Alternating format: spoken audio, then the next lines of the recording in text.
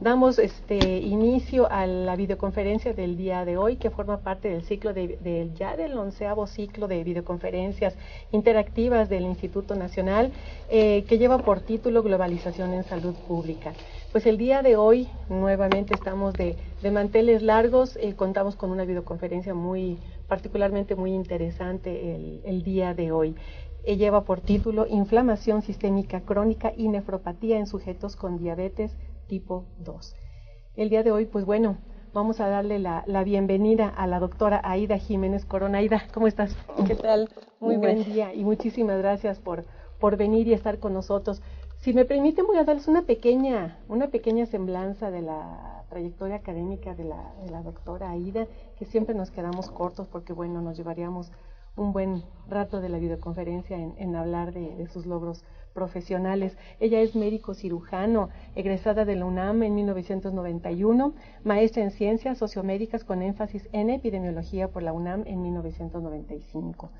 Tiene un doctorado en ciencias de la salud pública con área de concentración en epidemiología por la Escuela de Salud Pública del Instituto Nacional de Salud Pública en el 2002. Obtuvo la beca Minority Postdoctoral Fellowship Award en complicaciones cardiovasculares en personas con diabetes tipo 2 en Phoenix, Arizona, en el 2005.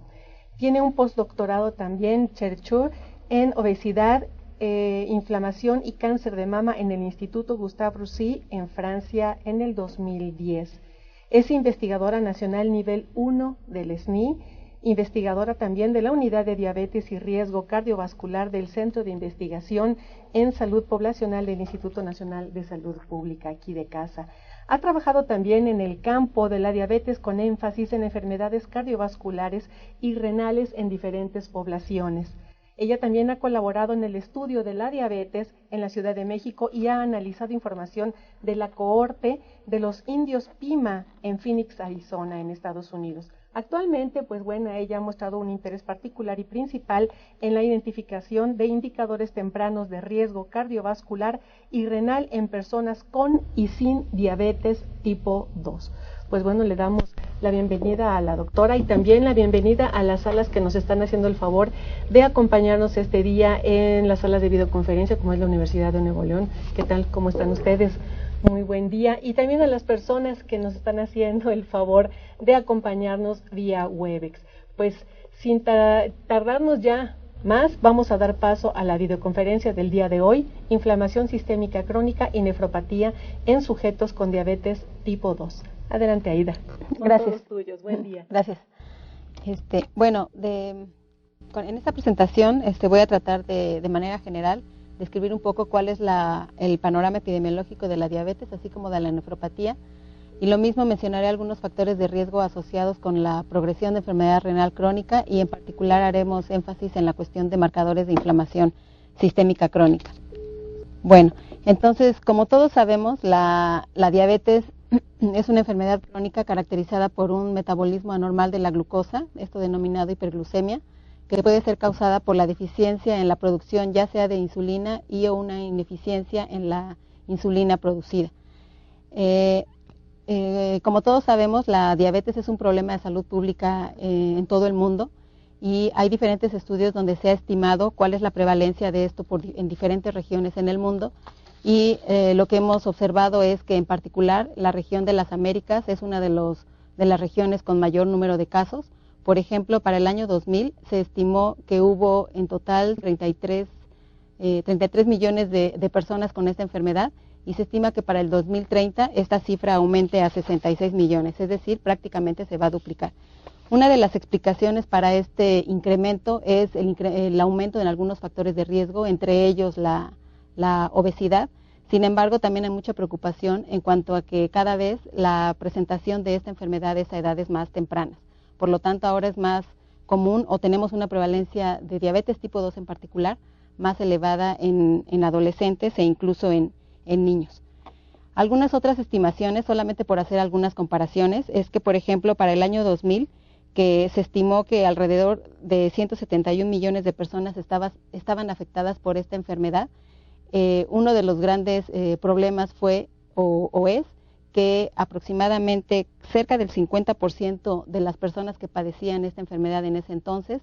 eran personas que viven o que vivían en países en vías de desarrollo, lo cual hace un poco más complicado todavía este problema, dada la cuestión ambiental y cuestiones de nutrición, entre otras, que también podrían afectar de manera más importante a esta población. Adicionalmente, también se estima que para el año 2030, como lo había comentado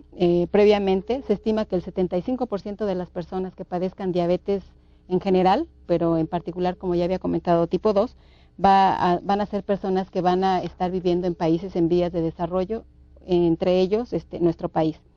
Solamente para dar algunas estimaciones específicas o precisas en el caso de México, tenemos que para la encuesta nacional de enfermedades crónicas que se llevó a cabo en 1993, para ese entonces la prevalencia de diabetes se estimó en 6.7% en la población de 20 a 65 años de edad, pero también se vio que el grupo de 60 a 69 años, que fue en quienes se registró la prevalencia más alta, esta fue de alrededor de del 20%. Estos son solo algunos datos también para poner un poco en contexto el problema. Uno de los grandes problemas es que entre la prevalencia de diabetes en nuestro país, existe un alto porcentaje de personas que en las encuestas se han identificado como personas con diabetes, pero ellas no lo sabían. Esto es algo muy importante, sobre todo porque no es nada más el desconocimiento de la enfermedad, sino que en muchos de los casos las personas que tienen diabetes y no lo saben ya presentan algún tipo de complicación. Entre ellas puede ser alguna nefropatía de manera incipiente e incluso también otra complicación que también es común o que también es de inicio temprano, que podría ser la retinopatía. En el caso de la encuesta nacional del 2000, aquí lo que se observó comparativamente con la de 1993 es que la prevalencia ascendió a 7.5. Sin embargo, aquí hay varias consideraciones que debemos de tomar en cuenta, y es, por ejemplo, el grado de subdiagnóstico que también se identificó en esta encuesta, que fue prácticamente el mismo porcentaje. Es decir, cerca de un 50% de las personas que durante esta encuesta del 2000 se catalogaron como casos prevalentes de diabetes, el 50% aproximadamente no sabía que tenía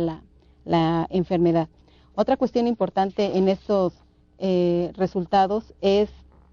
que a pesar de que había un ligero incremento o la prevalencia era un poco mayor en mujeres que en hombres, prácticamente no hay una diferencia importante, lo cual también nos hace pensar en cuestiones de acceso a servicios, por ejemplo, y la otra es tomando de manera global toda la prevalencia. Sin embargo, cuando nosotros hacemos la diferenciación entre quienes sabían que tenían y no tenían la enfermedad al momento de la encuesta, este porcentaje es un poco más elevado en el caso de los hombres. También derivado de la misma encuesta, bueno, como todos sabemos, esta enfermedad tradicionalmente es una enfermedad cuya prevalencia aumenta conforme aumenta la edad, pero como ya lo había comentado previamente, en años recientes se ha observado, no nada más en México, sino también en otros países, que esta enfermedad tiene una aparición más temprana, muy ligada a cambios de estilo de vida desfavorables, entre ellos una mala dieta, inactividad física y la consecuente obesidad que producen estos dos factores. Ahora, algo muy importante en esta gráfica en particular es que nosotros empezamos a ver que hay una prevalencia en el caso de esta población que se estudió para esta encuesta, que fue de 20 años y más, es que nosotros, a pesar de que observamos una prevalencia baja de 20 a 30 años, relativamente baja, sí se observa cómo hay un incremento muy pronunciado a partir de los 30 años, llegando a un pico a la edad o en el grupo aproximadamente de 60 años. Esto es muy importante, sobre todo porque esto lo que se puede traducir en parte es que obviamente entre mayor edad tenga nuestra población, pues va a tener mayor tiempo con la enfermedad, lo cual lo hace más susceptible a desarrollar diferentes enfermedades o complicaciones, entre ellas la nefropatía. Ahora, algo muy importante es que la nefropatía es una enfermedad que tiene un inicio lento, que de hecho puede pasar desapercibida en etapas muy tempranas, pero que lo importante es que esta enfermedad en etapas tempranas podría llegar a revertirse si se modifican los factores de riesgo principales. Sin embargo, el asunto es o el problema es que muchas de las veces a estos pacientes se les identifica cuando ya tiene una enfermedad en etapa más avanzada. En cuanto a, bueno, eso también son algunos datos adicionales, también de la prevalencia de diabetes en la encuesta del 2006, y un poco complementario con lo que había comentado previamente, y esto nada más es para mostrarles, por ejemplo, específicamente las prevalencias en cuanto a la diabetes por grupos de edad,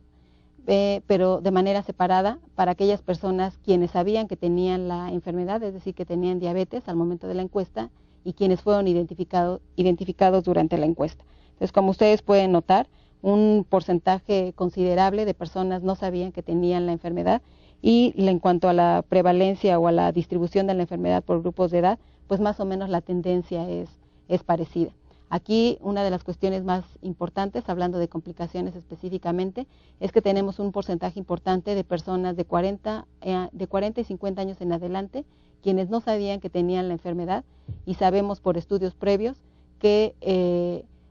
puede haber un retraso en el diagnóstico de la enfermedad hasta de 5 años o más, lo cual puede ser un tiempo suficiente para poder desarrollar complicaciones microvasculares. Dentro de la clasificación de la diabetes, pues sabemos que hay varios tipos, la tipo 1, tipo 2, diabetes gestacional y otro tipo de diabetes que son clasificadas en un solo rubro. Específicamente la que nos ocupa hoy, que es la diabetes tipo 2, que es la también conocida como no insulino dependiente y que tradicionalmente se manejaba como la diabetes en el adulto, que ya no necesariamente se aplica esto. Algo muy importante es que es un tipo de diabetes que está estrechamente ligada a obesidad, también está asociada a un síndrome metabólico, pero además representa el 95%, alrededor del 95% del total de casos de diabetes, por lo cual es una de las principales variantes que se trata de abordar hoy en día, sobre todo porque algunos de los factores o muchos de los factores de riesgo son potencialmente modificables. Ahora, también existe un componente muy importante que es la cuestión de predisposición genética. Sin embargo, se ha visto que cuando se ha incidido en el cambio de algunos factores de riesgo potencialmente modificables, este riesgo puede verse disminuido. El riesgo de presentar diabetes, aun cuando se tengan antecedentes familiares de primera línea de la enfermedad, puede prevenirse o por lo menos retrasarse por un periodo de tiempo largo. Algunas de las características, solamente para hacer la diferenciación entre diabetes tipo 1 y diabetes tipo 2, es que en el caso de la diabetes tipo 1, esto básicamente se centra en una deficiencia absoluta de la secreción de insulina, y esos pacientes básicamente, bueno, dentro de su tratamiento lo que siempre van a requerir es un tratamiento con insulina. Además, una característica importante es que es un tipo de diabetes de inicio relativamente rápido, y en la mayoría de los casos, o en alrededor del 90% de los casos, existe un componente autoinmune asociado. En el caso de la diabetes tipo 2, o la no insulino dependiente, bueno, como ya lo había comentado, uno de los principales factores es la obesidad,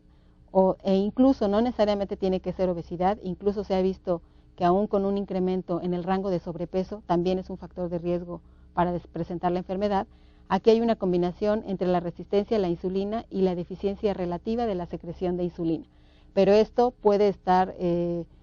potencializado en presencia de obesidad, que al final la obesidad también es puede ser una de las consecuencias de resistencia a la insulina. Aquí, en cuanto al inicio de la enfermedad, así que es insidioso, o sea, puede pasar muchos años o puede pasar mucho tiempo para que se presente la enfermedad, pero este periodo de tiempo puede ser asintomático, y bueno, y existen muchas causas, por lo tanto, eso es parte de la complejidad de la enfermedad. Y ya nada más para recordar, en el caso del diagnóstico de la enfermedad, bueno, hay diferentes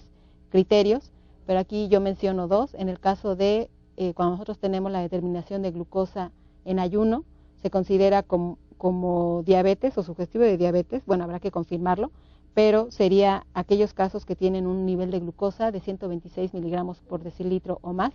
Y en el caso de una glucosa de 2 horas o una prueba de tolerancia a la glucosa, lo que el diagnóstico se haría con 200 miligramos de glucosa en suero o más. Ahora ya específicamente lo que se refiere a los factores de riesgo, aquí están clasificados en factores modificables y no modificables. En el caso de los no modificables, bueno, tenemos la edad, sexo, algunos grupos étnicos, por ejemplo, la población de origen hispano y los de origen amerindio se ha documentado que tienen mayor riesgo de desarrollar la enfermedad, y también hay cierta predisposición genética, como ya lo habíamos comentado previamente. Y en el caso de los factores modificables, bueno, dentro de los principales tenemos a obesidad, sedentarismo, dieta y otros como puede ser el tabaquismo y el alcohol. Estos factores de riesgo que acabo de mencionar son importantes, ya que nosotros los podemos también considerar dentro de algunos de ellos son factores de riesgo, ya sea predisponentes o desencadenantes de esta complicación que nos ocupa en este momento, que es la nefropatía diabética. Entonces, ahorita voy a comentar un poco al respecto. En cuanto a la nefropatía, bueno, la nefropatía diabética es una enfermedad que puede ir desde alteraciones funcionales renales hasta la insuficiencia renal crónica terminal, y esta va a pasar por diferentes fases o diferentes estadios marcados por la aparición de microalbuminuria y proteinuria inicialmente. Ahora, como había comentado, la nefropatía, bueno, también es una complicación microvascular que puede tener también un inicio un poco insidioso. Sin embargo, aquí el asunto es que puede pasar mucho tiempo como a veces no se piensa en el diagnóstico o puede pasar desapercibido el diagnóstico, porque esta enfermedad en sus fases iniciales pasa por un periodo de hiperfiltración donde aparentemente, clínicamente podría no haber alguna sintomatología. Sin embargo, esto es parte de la historia natural de la enfermedad. Entonces, desde el punto de vista clínico, bueno, los primeros cambios funcionales renales son el incremento en la excreción urinaria de albúmina, como lo estaba comentando ahorita, y la elevación del filtrado glomerular, que puede ser mayor o igual a 120 mililitros por minuto por 1.73 metros cuadrados de superficie, que es como se calcula la tasa de filtración glomerular. Ahora, la enfermedad renal crónica en sí es un problema de salud pública porque genera altos costos en salud, pero también porque deteriora la calidad de vida de los pacientes. Entonces, se ha estimado que alrededor de 60 millones de personas en el mundo tienen algún tipo de enfermedad renal crónica, y muchos de ellos pueden desarrollar enfermedades cardiovasculares o insuficiencia renal en fase terminal asociado a esta enfermedad renal crónica. Ahora, otro asunto muy importante es que también se ha estimado que la tasa de progresión, por ejemplo, de la enfermedad renal puede aumentar aproximadamente 3% por año una vez que se establecen o que se está en fase incipiente de la enfermedad. Por lo tanto, aquí nosotros tenemos una oportunidad para poder incidir en la enfermedad en etapas tempranas para poder revertir el daño cuando esto sea posible. Dentro de la incidencia y prevalencia de la enfermedad, bueno, estas se ha visto que han aumentado en diferentes poblaciones en el mundo, y se espera que esta tendencia continúe, principalmente por el incremento en factores de riesgo, como, bueno, diabetes, que es la que nos ocupa, pero también algo muy importante es cuando, además de la diabetes, los pacientes tienen como comorbilidad asociada la hipertensión, que se ha visto que la presión arterial es uno de los principales factores tanto para el inicio como para la progresión de la enfermedad. Y adicionalmente, bueno, tenemos lo que es la obesidad y la aterosclerosis. Existen diferentes formas de cómo medir la enfermedad renal o la función renal más bien, y entre ellas tenemos, por ejemplo, la medición de albuminuria o la medición de la tasa de excreción de albúmina en orina, que esto básicamente lo que nos va a medir de manera general es si hay alguna anormalidad estructural o anatómica del riñón a través de una tasa de filtración normal, que puede tener una tasa de filtración normal al inicio. ¿Qué quiere decir esto? Que nosotros podemos tener personas con diabetes que en su fase inicial, no sé, de 4 o 5 años de evolución, y que probablemente a lo mejor primero no presenten una tasa de o una excreción de albúmina en orina anormal, pero después pueden empezar con una tasa de excreción que entraría dentro de la categoría de microalbuminuria, que sería de 30 a 299 miligramos por gramo. Y aquí lo que nosotros primero tendríamos que determinar es si esta microalbuminuria es o no persistente. En cuanto a persistente, bueno, se define como persistente cuando la persona presenta microalbuminuria por lo menos por 3 meses, es decir, de manera permanente,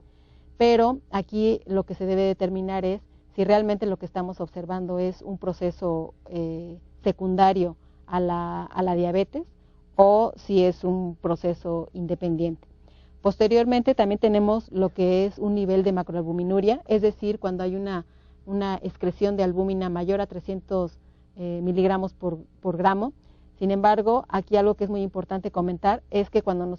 cuando ya la persona se encuentra en una fase en el inter entre microalbuminuria y macroalbuminuria, puede haber una tasa de filtración glomerular elevada y esto puede durar por un tiempo considerable. Por lo tanto, sí es importante no nada más hacer la medición de la excreción de albúmina en orina, sino también de manera simultánea también hacer determinación de creatinina para poder determinar la tasa de filtración glomerular. Y finalmente tendríamos para este tipo de medición lo que sería la excreción franca de proteínas, que sería una proteinuria mayor o igual a 500 miligramos por gramo. En este caso, sí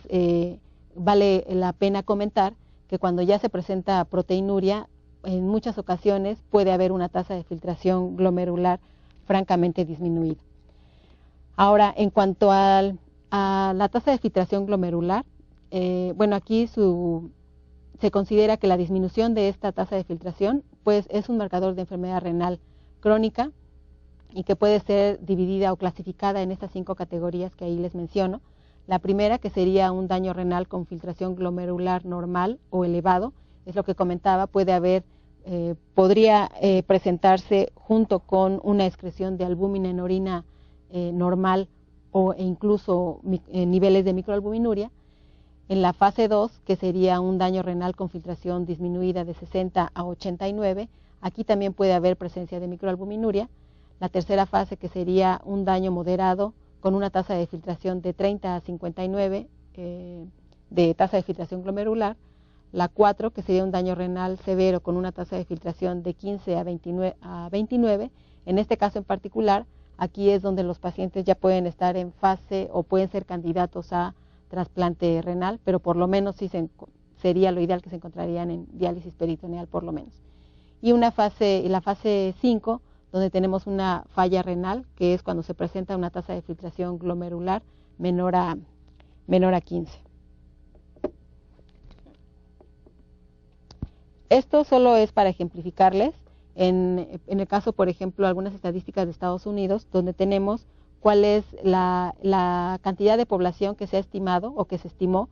que, de acuerdo a estas 5 fases de enfermedad renal crónica que hemos mencionado, y cuál es el total de población afectada. Por ejemplo, como ustedes pueden ver, en el nivel más bajo, es decir, donde la enfermedad renal apenas es incipiente, aquí se estimó que aproximadamente aproximadamente 6 millones de personas se encuentran en esa fase. Esto es considerando a personas con diabetes. Pero, por ejemplo, si nosotros nos fuéramos al nivel número 3, a la fase 3, donde es una tasa de filtración disminuida, que sería la fase 3, aproximadamente también tenemos a 6 millones de personas y con insuficiencia renal en fase terminal serían 300,000. Entonces, si nosotros vemos aquí estas cifras, si nosotros lo trasladamos a gastos, por ejemplo, vemos que sí es un gasto considerable para poder mantener o tratar a estos pacientes según el grado de enfermedad renal que tengan, pero además esto también se traduce en una disminución, como ya lo habíamos comentado, de la calidad de vida de estos pacientes. Y luego también tenemos que diferentes estudios, como ya lo habíamos comentado, han hecho la estimación específicamente para ver cuál es la prevalencia de albúmina o albuminuria elevada, considerando la duración de la enfermedad. Esto un poco como para tener una medición relativamente rápida de enfermedad renal, que no exactamente vamos a definir como enfermedad renal utilizando nada más la excreción de albúmina en orina, pero sí aquí nosotros vemos como claramente a mayor duración de la enfermedad, como podemos ver a partir del año de la categoría o del intervalo de 0 a 4 años de duración de la enfermedad, cómo se ve de manera muy marcada el incremento en la prevalencia de albuminuria total, es decir, considerando tanto micro como macroalbuminuria, conforme aumenta la duración de la enfermedad. Y nosotros tendríamos que, por ejemplo, para el caso de personas que tienen una duración entre 10 y 14 años, duración de la enfermedad, aproximadamente un poco más del 50% de las personas tienen algún grado de albuminuria o de excreción de albúmina en orina elevada. Pero aquí lo interesante o lo útil sería también esto correlacionarlo con las tasas de filtración glomerular para ver qué tanto de estas personas, qué tanto de este porcentaje, de este 50%, estarían también presentando una tasa de filtración glomerular disminuida. Bueno, en el caso particular de México, aquí tenemos con datos de la encuesta nacional del 2000, tenemos aquí cuál fue estimando microalbuminuria y macroalbuminuria, que en realidad esta de macroalbuminuria más bien serían niveles de proteinuria. Tenemos cómo claramente para el caso de proteinuria se observa un incremento en la prevalencia conforme aumenta la duración de la enfermedad. Sin embargo, en el caso de microalbuminuria, aunque vemos que es una prevalencia elevada, alrededor del 35% para todos los grupos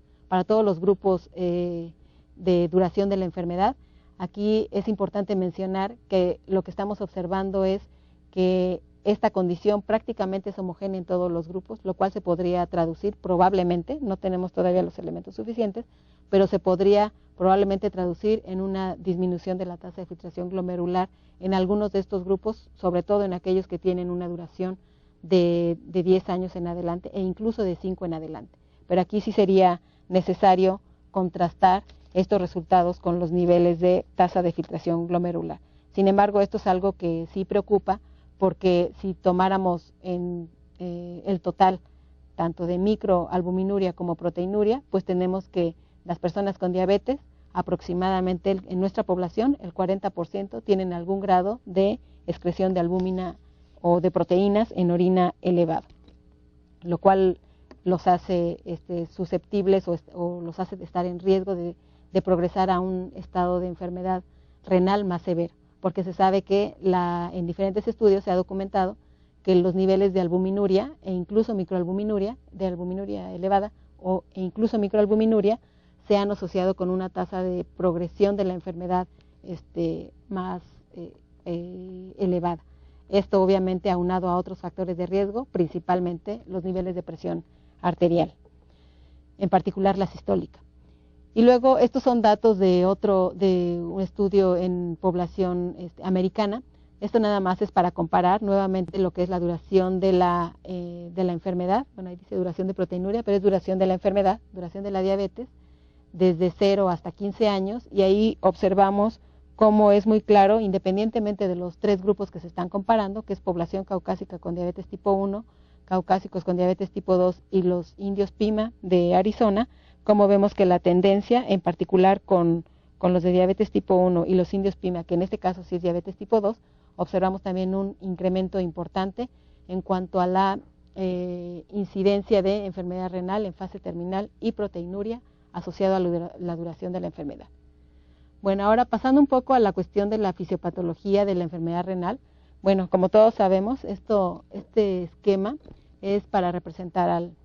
la circulación glomerular. Aquí es importante tomar en consideración diferentes aspectos para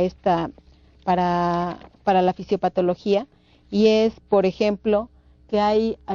algunos componentes como puede ser la presión hidráulica transcapilar, la presión oncótica y el área de superficie de los poros, a través de las cuales nosotros podemos estimar se puede estimar o se puede observar cuál es el grado de permeabilidad o la capacidad de permeabilidad que tiene la membrana en situaciones normales.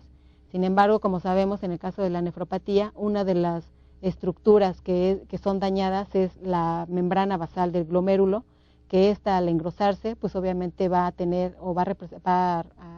a producir una alteración en la filtración de los diferentes líquidos que pueden pasar a través del glomérulo.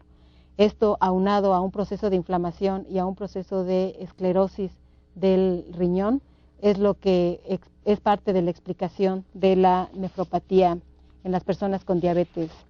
con diabetes en general, aunque está mucho más explorado en el caso de diabetes tipo 1. Ahora, esta gráfica es un poco para mostrarles cuál es la relación entre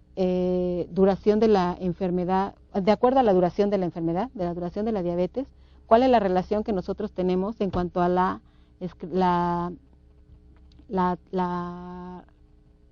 razón de albúmina creatinina del lado derecho, lo que está marcado en amarillo, y la tasa de filtración glomerular. Habíamos comentado que en fases iniciales de la enfermedad renal, nosotros podemos tener niveles elevados o niveles que empiezan a elevarse de la excreción de albúmina en orina, combinados con una hiperfiltración, es decir, con una tasa de filtración glomerular elevada,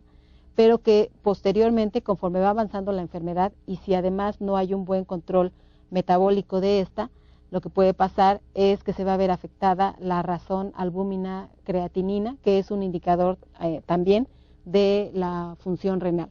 Entonces sabemos como, por ejemplo, aproximadamente a partir de los 5 años de duración de la enfermedad, en general podemos observar que los pacientes tienen una tasa de filtración incrementada, pero hay una razón albúmina creatinina que podríamos considerarla dentro de un rango normal o no tan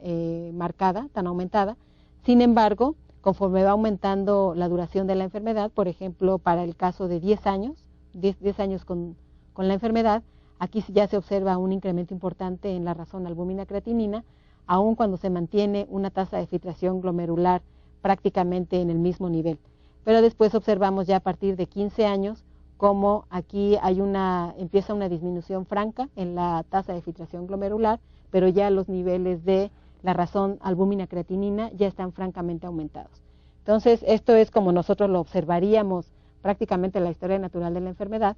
pero aquí el asunto es que esta manifestación pues se presenta ya mucho tiempo después de que la persona o que los pacientes han estado con la enfermedad. De ahí la importancia de poder identificar o de pensar en la enfermedad en fases tempranas, ya sea a través de pruebas de tamizaje o pruebas de identificación de cambios tempranos en la función renal para poder revertir esta imagen que estamos observando. Esto es un poco también la cuestión, como lo que les había presentado en cuanto al glomérulo, como esto nada más es para hacer un poco de mayor énfasis en cuanto a la membrana basal del glomérulo, que como había comentado, una de las alteraciones fisiopatológicas es que haya un engrosamiento de esta membrana, lo cual va a disminuir su permeabilidad y que adicionalmente, junto con lo que serían estas células que son los podocitos, que ayudan aparte en el proceso de la filtración, lo que puede entorpecer, si hay un engrosamiento de la membrana basal de la membrana basal y adicionalmente hay una alteración también en la función de los podocitos, pues obviamente esto va a repercutir en la tasa de filtración glomerular, pero sí es importante mencionar que para que estos cambios estructurales se presenten ya de manera permanente, cuando ya está bien establecido el daño, pues ya es cuando la enfermedad tiene o la persona tiene por lo menos una duración de por lo menos entre 5 y 10 años. Y luego aquí tenemos que esto es un poco también para ejemplificarles una de las cuestiones anatómicas que también son muy importantes en cuanto a la filtración, es el tamaño de los poros, es decir, a través de los canales por donde va a llevarse a cabo el proceso de filtración. Y lo que también se ha visto es que a mayor duración de la enfermedad, el radio del poro también puede verse afectado, lo cual inicialmente, bueno, va a haber un proceso de hiperfiltración, pero que este proceso de hiperfiltración es más un proceso fisiológico más que anatómico, pero ya una vez que se establece el daño anatómico en diferentes regiones, en diferentes zonas del glomérulo, pues este poro se va a ver afectado, va a tener una disminución en su calibre, y por lo tanto va a haber una disminución también, es lo que va a contribuir a una disminución en la tasa de filtración glomerular. Ahora, algo muy importante es que, como todos sabemos, la barrera glomerular o la membrana glomerular, entre sus funciones, tiene una capacidad de selección de diferentes partículas o de diferentes sustancias. Esto es en función de su tamaño. Es decir, si nosotros tenemos cuando la filtración o cuando en el proceso de filtración ya empieza a haber una excreción de proteínas, quiere decir que aquí ya hay una alteración anatómica, que lo que está permitiendo es que haya un paso de macromoléculas, cosa que no debería de suceder habitualmente, pero al final esto es un daño estructural que se va a traducir también en una tasa de filtración glomerular elevada al inicio de la enfermedad, o de hecho aún en fases intermedias de la enfermedad. Esto nada más es para ejemplificarles, bueno, cuál sería la relación entre estas células que son los podocitos, el endotelio y el mesangio, que también algo muy importante es que dentro de las alteraciones estructurales también está la alteración o el daño al mesangio de glomérulo, que también se va a ver engrosado, puede tener un engrosamiento, que esto es parte del proceso pues más bien ya crónico de la enfermedad, que al final se va a traducir también en una disminución de la tasa de filtración glomerular. Como habíamos comentado, en cuanto a los factores de riesgo, había mencionado varios de estos factores de riesgo que están aquí listados. Entre ellos, muchos son factores de riesgo también específicamente para diabetes. Sin embargo, algo muy importante es que algunos de los factores de riesgo para desarrollar diabetes son factores de riesgo que pueden desencadenar también el desarrollo de ciertas complicaciones microvasculares, entre ellas nefropatía. La principal, pues obviamente es la hiperglicemia o la hiperglucemia, que va a producir puede producir, si esta hiperglucemia se presenta de manera persistente, si hay un mal control metabólico de la enfermedad, pues lo que va a producir es un daño que puede ser irreversible a nivel glomerular, pero también esto va a ser obviamente aunado a la duración de la enfermedad y también a otros factores, como puede ser, por ejemplo, un perfil lipídico desfavorable. Otra condición que también se ha evaluado como un factor de riesgo para nefropatía diabética es la presencia de enfermedad periodontal, que la enfermedad periodontal es una enfermedad crónica, inflamatoria, que aun cuando tiene una situación o una ubicación muy específica en la cavidad oral, se ha visto que esto también refleja una inflamación crónica sistémica y que se ha visto que no nada más es un proceso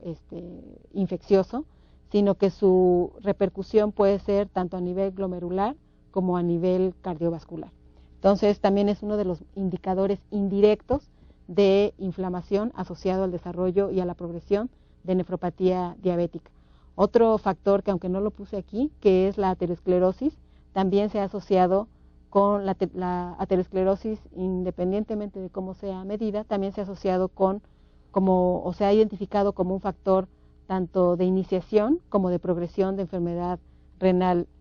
en personas con diabetes.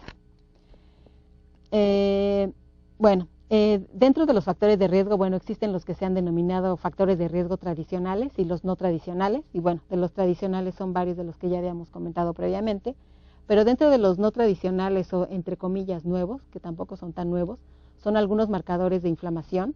Y originalmente el estudio o la evaluación de la obesidad como factor de riesgo de enfermedad renal crónica, mucho era en función o relacionado con la relación que puede haber entre el exceso de tejido adiposo en personas con diabetes y el descontrol metabólico, y que este descontrol metabólico se asocie con la presencia o predisponga a la presencia de complicaciones microvasculares. Recientemente se ha considerado más bien al tejido adiposo como una fuente de producción de diferentes biomarcadores de inflamación. Entonces, en este caso en particular, la inflamación asociada a obesidad se ha estudiado desde diferentes ángulos para ver si realmente es un factor de riesgo que sea predisponente o que sea desencadenante de la enfermedad renal crónica. Esto sobre todo porque, como sabemos, las personas con diabetes, cuando tienen un alto descontrol metabólico, cuando entran en un proceso de catabolismo importante, puede verse disminuido su índice de masa corporal, por ejemplo, un indicador de obesidad. Sin embargo, eso no necesariamente quiere decir que tienen menor riesgo de desarrollar la enfermedad, ¿no? Entonces aquí habría que ver qué momento de la obesidad o del exceso de acúmulo de grasa en el organismo es el que puede estar condicionando o puede estar influyendo en el desarrollo de la enfermedad. Dentro de algunos de los marcadores de inflamación que se han propuesto están, por ejemplo, algunas citocinas proinflamatorias y también algunos marcadores de inflamación tumoral, entre otros, y en algunos estudios se ha documentado, por ejemplo, que tanto la aparición de nefropatía como retinopatía, que es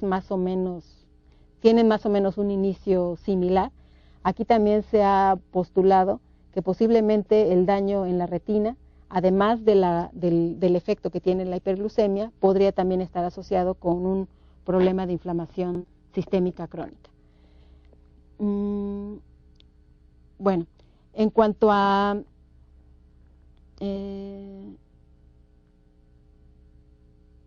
bueno, como ya lo había mencionado, bueno, sabemos que se ha propuesto también que el proceso de inflamación crónica sistémica está estrechamente relacionado con el descontrol metabólico, lo cual podría explicar en parte la relación de la enfermedad renal crónica y en las personas con diabetes. Bueno, esto es un poco para mencionar cuál es alguno de las explicaciones o alguno de los diagramas donde se ha propuesto cuál es la relación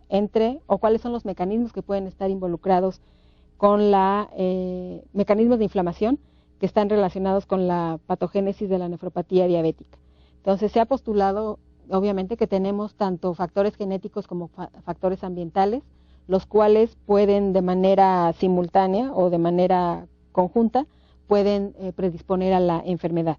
Esto puede estar relacionado tanto con una activación innata inmune para el desarrollo de la enfermedad, pero además aquí lo que se ha visto es que nosotros podemos tener tanto anormalidades metabólicas como anormalidades hemodinámicas. O sea, aquí es muy importante hacer esta diferenciación, porque en el caso de cuestiones de anormalidades metabólicas, bueno, aquí tenemos tanto la hiperglucemia como, por ejemplo, dislipidemias, ¿no?, que pueden estar también asociadas al desarrollo de la nefropatía, pero que sin embargo la explicación o el componente que es netamente metabólico está más asociado al inicio con cambios fisiológicos más que anatómicos. No quiere decir que no va a producir cambios estructurales, pero sí es importante que su efecto inicialmente es más desde el punto de vista fisiológico.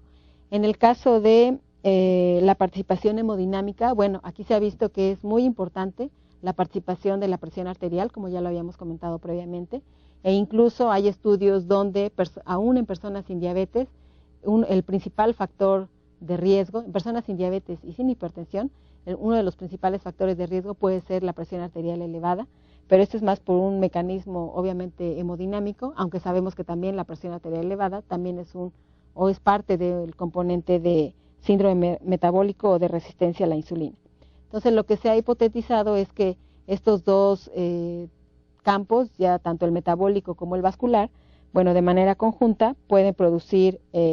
inflamación de manera crónica, tanto por la presencia de ambos como por el descontrol que muchas veces se puede presentar de ambas situaciones,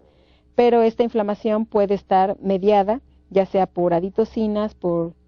citocinas, por estrés oxidativo, entre otros factores. Y luego esto es también un poco para mencionar, pero el anterior sería más como una cuestión más fisiológica, pero este segundo diagrama es más como para ver cuál sería la consecuencia cuando hay un daño renal ya establecido. Bueno, cuando hay un daño renal establecido, lo que puede haber es una reducción en la masa de las nefronas y obviamente esto va también a afectar de manera importante a la función renal, pero también puede haber un aumento en la presión capilar glomerular, que eso tiene que ver mucho también con la cuestión de, perdón, de filtración glomerular, perdón, y esto lo que va a producir es un incremento de la filtración de proteínas plasmáticas, y esto a su vez, pues lo que se va a traducir va a ser en proteinuria. Pero ya bueno, eso suena de manera muy sencilla, de manera muy burda. Sin embargo, aquí lo que sabemos es que la presencia de proteinuria pues no va a ser, no es, o sea, no va a presentarse de manera aislada, ¿no? Esto se va a presentar junto con una tasa de filtración glomerular disminuida. Este es otro diagrama, un poco para mencionar algunos factores, pero más como de índole inflamatorio, que creo que se va a ver mejor en la diapositiva que sigue, que aquí lo que nosotros hemos observado, o lo que se ha observado en la literatura, es que hay diferentes factores que pueden actuar en diferentes facetas de la enfermedad, en diferentes fases de la enfermedad. Por ejemplo, alguno de ellos es el angiotensina 2, que aquí esto se va a ver asociado, por ejemplo, con el factor de necrosis tumoral o también con el factores de crecimiento, los cuales van a tener un efecto prácticamente, bueno, no inmediato, pero sí van a tener un efecto directo, principalmente en el mesangio, y que eso también lo que va a producir es una acumulación de fibroblastos, lo cual va a contribuir, aparte del engrosamiento de la membrana, de la membrana basal del glomérulo, y que finalmente puede producir un daño túbulo intersticial, que también va a estar o va a participar en el deterioro de la función renal. Bueno, ahora específicamente dentro de lo que son algunos factores proinflamatorios, tenemos por ejemplo algunas citocinas proinflamatorias que se ha identificado que están asociadas con el desarrollo de nefropatía. Entre ellas tenemos por ejemplo algunas interleucinas como la interleucina 1, 6, 8 y el factor de necrosis tumoral alfa, y esto se ha identificado desde 1991, donde se observó que cuando había, bueno, que en un estudio se observó que había un incremento en la producción del factor de necrosis tumoral alfa y de la interleucina 1 en la membrana basal, y esto fue a nivel experimental en ratas que tenían diabetes en comparación con aquellas que no tenían la enfermedad. Bueno, esto fue uno de los estudios iniciales, donde se propuso que posiblemente algunos marcadores de inflamación como estos que ellos identificaron podían estar asociados o podrían predisponer o favorecer el desarrollo de la enfermedad. Después de este estudio, bueno, han venido muchos estudios, pero que ya se han hecho en humanos, y aquí se han identificado diferentes citocinas proinflamatorias. Entre ellas, muchas de ellas, o muchos de estos estudios, coinciden, por ejemplo, en el caso de la interleucina 6, la interleucina 1 y la interleucina 8 y el factor de necrosis tumoral, que son los que mencionamos previamente, y se han explicado o se ha tratado de dilucidar cuál es la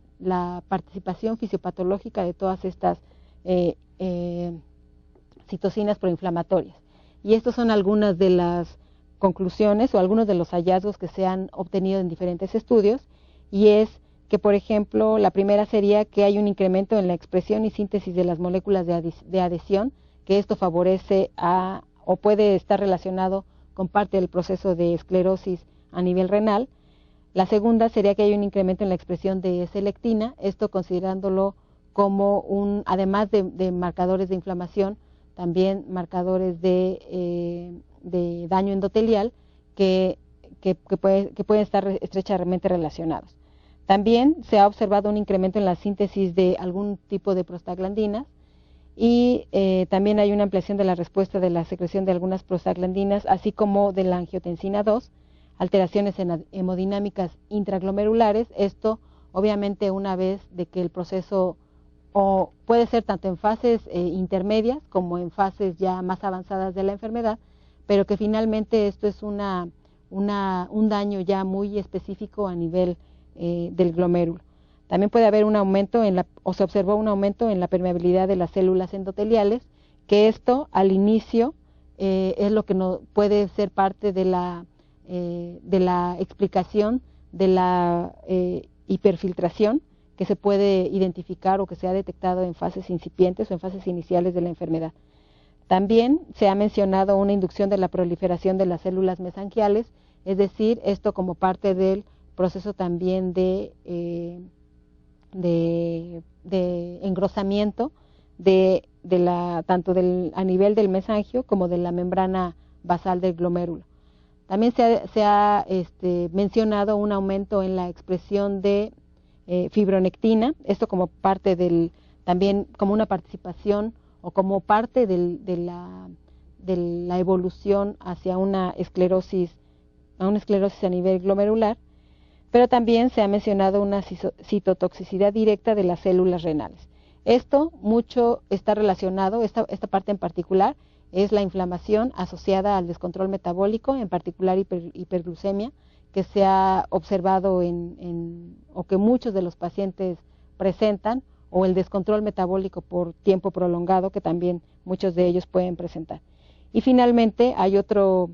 explicación o alguno de los posibles roles, que es la estimulación de la síntesis y secreción de factores de crecimiento. Entonces, aquí es, como podemos ver, la participación o lo que se ha sugerido, la participación de las citocinas proinflamatorias es desde una participación muy fisiológica hasta un daño estructural que se podría presentar ya en fases tardías de la enfermedad. En el caso específico de la citocina proinflamatoria interleucina 1, la interleucina 1 y la interleucina 2 son las que se han estudiado de manera más específica o donde se han encontrado resultados más consistentes, pero aquí específicamente para esta citocina se ha sugerido que un mecanismo posible es el incremento en la permeabilidad de las células endoteliales, el incremento en la proliferación de células mesangiales y que también se ha observado que esta interleucina está asociada o induce, o es de las interleucinas que están asociadas, o de los marcadores que se han encontrado en la inducción de anormalidades hemodinámicas relacionadas con la síntesis de prostaglandinas por parte de las células mesangiales. Entonces, como comentaba, en particular esta interleucina es donde se han encontrado los resultados más consistentes y pareciera ser que por lo menos estos tres mecanismos es en los que está principalmente involucrada. En el caso de la citocina de la IL-6, aquí se han determinado algunos otros o se han identificado algunos otros mecanismos, por ejemplo, que también estimula la proliferación de células mesangiales, pero algo muy importante o algo diferente a la interleucina anterior es que se ha observado que favorece la expresión de fibronectina, es decir, que parece ser que esta interleucina está más asociada al proceso o al mecanismo de engrosamiento de la membrana basal del glomérulo. También se ha visto que favorece la señalización de algunos factores de crecimiento a través de la modulación de la circulación del receptor TGF-beta, pero esto es una característica que se ha identificado más asociada con esta interleucina que con alguna otra. Sin embargo, sí es importante o se requiere de mayor estudios en esta área para poder precisar si es una de las principales funciones. En cuanto a la interleucina 8, IL-8, aquí también se ha